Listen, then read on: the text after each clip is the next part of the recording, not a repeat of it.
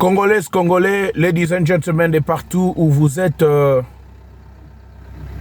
Jambo, Malukai, Moyoweno, Mbote, Nsako Ikinyo. Nous sommes là pour analyser et vous informer et réinformer même certaines informations dont les autres sont déjà en possession, mais peut-être que vous n'étiez pas en possession. Je voulais ici dire que pendant que Goma et Bukavu étaient tombés, nous avons vu beaucoup de gens au sein du Parlement, du Sénat et l'entourage du président de la République qui n'ont même pas voulu condamner la barbarie rwandaise à l'est de la République démocratique du Congo. Et nous avons vu aussi Hippolyte Kanambe Kazembere qui a fait sa première apparition et qui n'a même pas voulu condamner. Et nous avons dit que ceux qui sont dans l'entourage du président Félix-Antoine Tshisekedi, qui ne voulaient pas condamner Hippolyte Kanambe, ça veut dire qu'ils avaient le même plan. C'était notre lecture, c'était notre analyse pendant cette période-là. Le président Félix-Antoine Tshisekedi l'a d'ailleurs remarqué que dans son entourage, il n'y avait que Jean-Pierre Bemba, il n'y avait que Costa Moutamba, Liaou et trois personnes à rajouter. Nous avons vu que même Vital Kamerhe n'était pas en mesure, Bat Lukwebo n'était pas en mesure d'envoyer même un message de compassion aux familles qui sont mortes dans les territoires qui disaient toujours que c'est le leur. Mais aujourd'hui, notre frère Kalonji de Washington nous a fait une large révélation, des révélations accablantes, des révélations époustouflantes, des révélations machiavéliques, des révélations, des complots qui étaient très profonds, des complots que je ne sais pas comment les décrire. Je ne sais pas dans quelle rangée il faut les classer. Les complots dont les gens qui sont au gouvernement, les gens qui sont au Parlement, les gens qui sont derrière le président Félix-Antoine Tshisekedi, ils font partie dans les réunions de caméras surveillance. Ils étaient là. Ils savaient que dans quelques jours, Félix-Antoine Tshisekedi allait mourir. D'ailleurs, Pierrot Louara l'a dit tout haut que Félix-Antoine Tshisekedi, il va mourir bientôt là. On va lui percer le ventre. On va traîner son corps dans les rues de Kinshasa. Et tout le monde était au courant. Nous tous, nous l'avons suivi. Bien-aimés Congolais, très chers frères, compatriotes. Mais nous, ce que nous pouvons dire, c'est que le président Félix-Antoine Tshisekedi, moi je sais bien que tu as légué le pays entre les mains du Seigneur. Mais ce n'est pas l'Église qui dirige le pays. Donc ça veut dire que s'il y a des gens qui méritent, qui méritent la peine, les gens qui méritent d'être punis, il faut les punir. S'il y en a des gens qui méritent de passer le reste de leur vie en prison, il faut le faire. Il faut le faire. Tout autour de toi, il y a des gens qui étaient dans les complots. Les complots qui étaient de te tuer toi-même en personne. Et ça allait provoquer la mort d'ailleurs de beaucoup de Congolais. Hein? Donc la tuerie qui a commencé à Goma, hein? Donc c'était pour être répandue dans toutes les étendues de la République démocratique du Congo. Ils ont prévu beaucoup de choses. L'armement qu'on a trouvé à Kingakati, chez les dieux de Kingakati, et dans leur concession, c'était dans les préparatifs de faire tomber Kinshasa, de mettre Kinshasa en feu. D'ailleurs, Ramazani Chadari l'a évoqué plusieurs fois, que nous allons mettre ce pays en feu. Ramazani il a dit, il savait qu'ils étaient bien préparés. Mais ils ont oublié une chose. Un frère congolais a sorti une chanson récemment ici. Alobaki, Basako Bundi Sangai. Mais ce qu'il ne savait pas, c'est que Ngana Zana Nzambe, Mosungi na Kokamo. Babosani Nazana Nzambe. Yesu Nanga Ozana Meke. Basako Bundi Sanga. Babosani Kenaza Nzambe. C'est ce que Kabila a oublié. Kabila a bandé comme on a kaka pouvoir, a bandé comme on a kaka soda, mais à Bosani ke, il y avait un Dieu. Il y avait un Dieu que Tshisekedi avait confié la responsabilité de la République démocratique du Congo. Il y a un Dieu que le président a confié la responsabilité de son pouvoir. C'est ce que vous avez ignoré.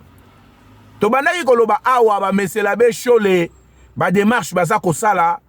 Il y en a beaucoup de choses qui sont cachées dedans. Mais lelo oyo, vérité yaka malembe. Président Félix Antoine Tshisekedi, il faut obeta marteau likolo mesa. Batunyo sowana o bazana kacha ben cohérence wana. Parce que il y en a des documents qui prouvent. Ezate ke ba révélation moko boye ba tu ba fondé bango moko. Il y en a des documents qui prouvent. Alors tous les noms qui sont cités na kacha ba document wana, il faut ba kangama. Il faut pas qu'on ait prison. Peu importe que ce soit quelqu'un qui est au Parlement, ou bien au Sénat, ou bien dans la présidence, il faut pas qu'il y ait de prison. Parce que, ce qui est toléré Babylone Gowana et continuer, c'est que le peuple congolais ne sera jamais en paix.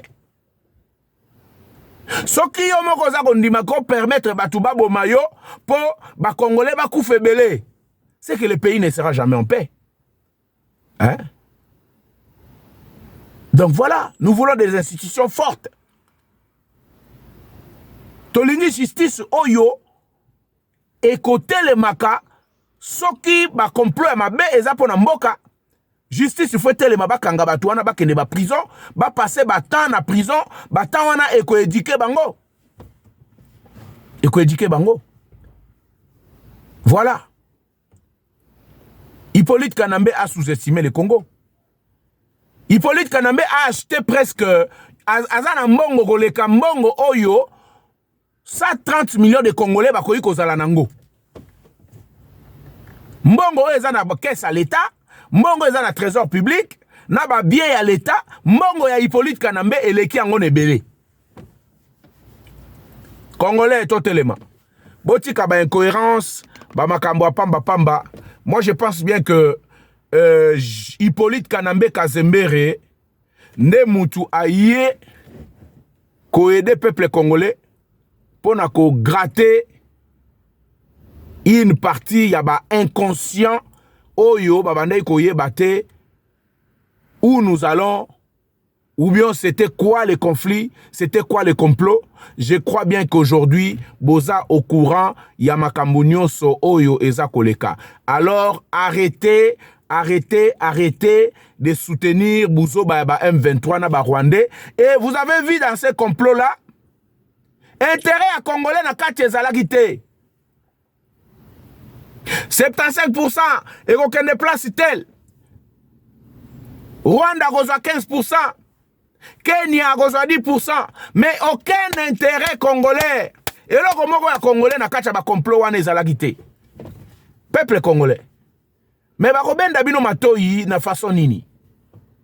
Hein? Beaucoup de gens bazako véhiculer discours que non, ceux qui contre Signami Mbongo de kozala ya Félix Tshisekedi.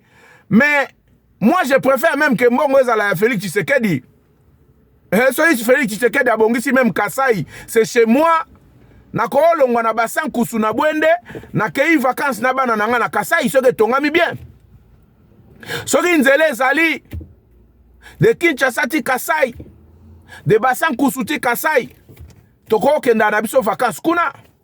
Au lieu de vacances à Dubaï, tokenda vacances à mboka msusu.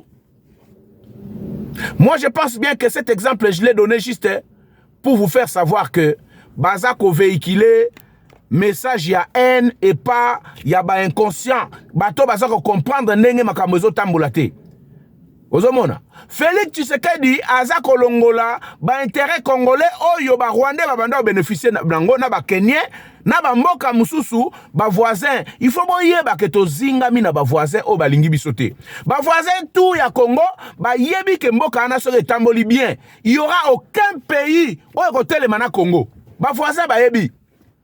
Yango bazako utiliser ba congolais inconscients comme ba Nanga, comme ba Bertrand Bisimwa, comme ba Willy Ngoma, comme Baba Tilukwebo, ba Kamere déjà zanaye étranger. Hein? Kamere aza étranger. Nakolo bate ke baso utiliser ye mais azana batunaye oyo ba uta côté moko. Mais bandeko mingi oyo batangi ba kombo na bango na kacha ba makambo oyo ya ba congolais. Eza mawa. Mais Félix Antoine Tshisekedi telema il faut okanga batuana. Kanga batuana pour sauver peuple congolais. Parce que batuana bazana kati ya lobbying moko ya destruction ya mboka. Alors il faut les faire arrêter. Il faut qu'ils aillent aux prisons pour aller subir des peines qui sont prévues par la loi. Voilà pourquoi Tolobaki, force armée Nabiso, il fait la makasi. Quand on parle de forces armées, il faut incorporer aussi la police. Hein, parce que pendant que les militaires ou bien les éléments sont en train d'être formés, il y en a des autres qui seront pour le combat et les autres qui seront pour la sécurité intérieure. Ça veut dire que la police. Voilà. Pour que les institutions soient fortes, nous devons avoir une armée forte aussi. Si l'armée n'est pas forte, les institutions ne seront pas fortes. Voilà. Hein? Police et vanda, armée et vanda, mutuso wazako résister, ba élément ba keko zoye pa na ndaku. Hein? Neti nenge kanambe azalaki wana, soit disant kazana ba élément musuna kingakati. Alors, il faut avoir une armée qui est musclée, une police qui est musclée, bake balokoti mwana ndeke, hein? Pigeon voyageur, longembo chauve-souris. Oh yes, que le fils de l'homme n'a pas où mettre sa tête. Tout le monde a été, depuis Moukili, un président qui a gouverné pendant 18 ans. Hein? Azune de Konabiso Jean-Pierre Bemba Tindie na lae pendant autant d'années, 10 ans na lae. Mais les Congolais bavanda guinéen croyant que Azalaki l'un de nôtres. Mais Nzoka Azalaki toujours pour servir les lobbies Tutsi Power. Azalaki pour servir Congoté. Mais Botala na 18 ans ya Kabila. Qui ont profité? C'est le Congo ou le Rwanda? Bino ba oyo boza ko continuer toujours ko supporter ba makambo ya mabe. Hein? En tout cas, Congolais, réveillons-nous, totalement. Tolongola inconscience, tolongola makambo a buzoba, tocha ba différence a buzoba pembeni. Le temps est venu pour que Congo ait élément. Le temps est venu pour que Congolais nyoso azala Congolais. Congolais nyoso azala Congolais. Zala Congolais. Tala. Wadeze Lokasika, c'est la sentinelle congolaise de la diaspora. Yango biso de tobimisi. Zala Congolais. Mwana mboka. Zala Congolais. Tala, il faut bozala ba Congolais. Il faut botika la ba Congolais. Bozala ba Congolais. Photo zala ba Congolais. Eza mboka na biso. Zala Congolais. Zala Congolais. C'est tout. Hein? Zala Congolais. Pourquoi qu'on supporte babuzo bato bazako boma bandeko na yo, bazako boma mboka na yo, bazako zo mbongo ya mboka na yo, etongaka ba mboka na bango kote ba uta. Mais yo zala Congolais. Zala Congolais. Tshisekedi azali Congolais. Yo zala Congolais. Mutuna na kwena ye azali, il faut azala congolais na kwena ye. Na France awa chaque français aza français na kwena ye. Akotala na fenêtre ba immigré mo bavanda kakuna, amone msu ba immigré wana baza ko sala mobulu abengeli bango mbila sans que bango moko bayeba. Zala congolais. Zala congolais na kwena yo. Sœur na biso danono ya Australie. Aza congolaise. Azali congolaise. Et puis aza congolaise. Les HK, les Moubenga, hein, les Kalonji. Bazali ba congolais. Baza congolais. Hein? Sœur na biso ya cette news. Chancela. Aza congolais. Bandeko na biso bazalaka na kini wana ba leki na biso mususu wana oyo bandeko na ngai casque de casse. Aza congolais. Ndeko wana mususu corne 07. Aza congolais, bozala ba congolais. Na Paris awa papa JS aza congolais. Faut bozala ba congolais. Hein? Ndeko na biso mususu komona ye ah là là là là là. Bon, je peux pas maîtriser les noms de tout le monde, mais comprenez-moi, ne me tenez pas rigueur. Donc bandeko nyonso oyo toyebani nakati ya guerre numérique, hein? Toyebani tomona déjà bilongi, nayoka déjà ta voix, namona déjà ta ndengoloba. Hein? Sœur na biso la donna. Aza congolaise. Azali, baza ebele. Mais nako kanga ba kombo ya batu nyonso te. Nous sommes la sentinelle congolaise de la diaspora. Et puis bandeko baza ebele. Baza ebele ba congolais. Hein? Nazana ndeko nanga mususu oyo to bandana e combat depuis kala. D'ailleurs azaki na députation na Kinshasa Lucien Ngando. Aza congolais. Aza congolais, azali congolais na position na ye, pourquoi a défendaka toujours le Congo?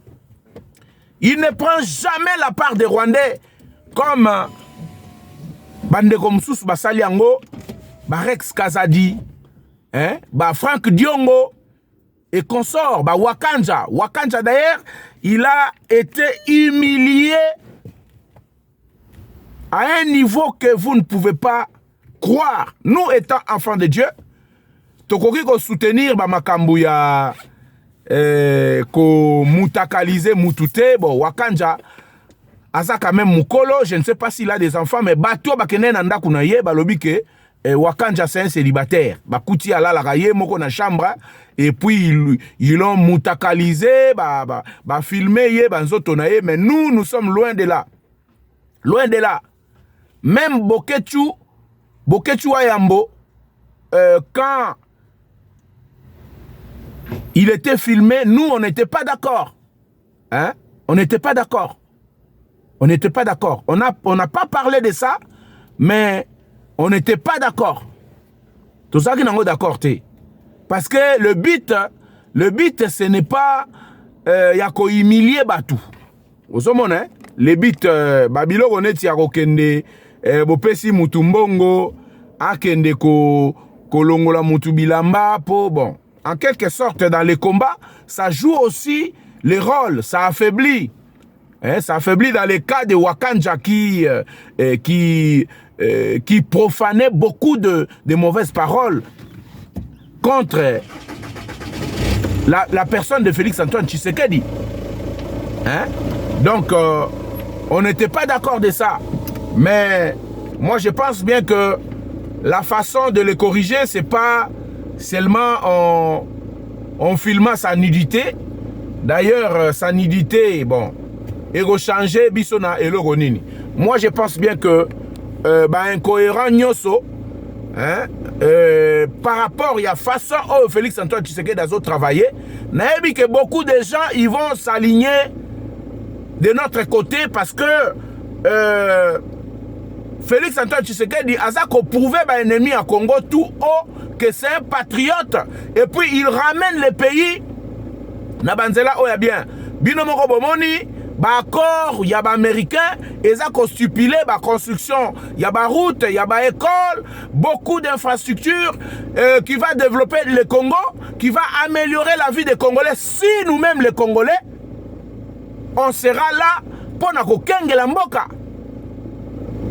Ce qui est qu'on a le sous-souté, le premier ministre, il va Kamongo, il va milliards, Félix Antoine Tshisekedi.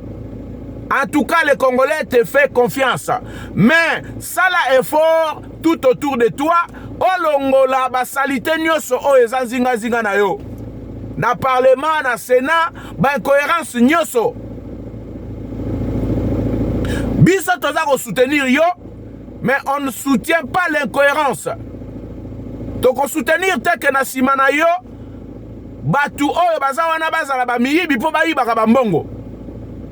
Et il n'est pas encore trop tard pour que on mette en place une politique oyo et qu'on s'appelle ça ba congolais nyoso. Muyibi est là, corruption est là. C'est ça les exaspérations du peuple congolais. Pour que petit peuple a comme à bénéficier na mbongo ya mboka, il faut ba miyibi basi là. Et la seule façon que tu peux dégager tous les voleurs tout autour de toi, c'est en les arrêtant.